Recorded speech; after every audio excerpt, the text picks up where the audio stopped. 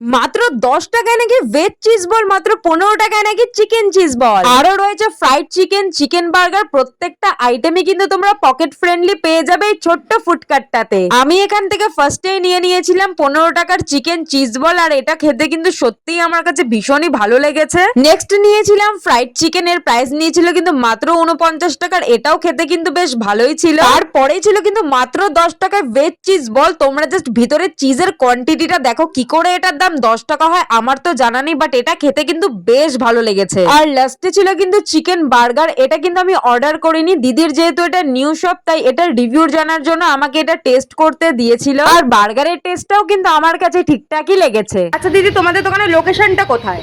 আমাদের হচ্ছে 6 নম্বর Bijoynagar, opposite of মিলিভবন। আচ্ছা, তা রোজ খোলা?